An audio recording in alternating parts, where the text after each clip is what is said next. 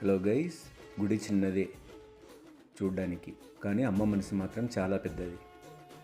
ఈ దేవాలయము శ్రీ శృంఖలా పరమేశ్వరి దేవాలయము కర్నూలు నగరంలోని గాయత్రి ఎస్టేట్ దగ్గర ఉన్న బిర్లాగడ్డ వద్ద ఉంది.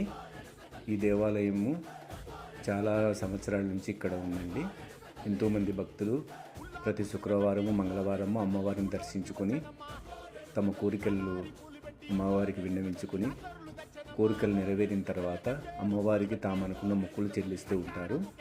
అమ్మ చాలా మహిమగల తల్లి, మనం కోరిన కోరికలు తప్పకుండా నెరవేరుతాయని చాలామంది భక్తుల విశ్వాసము.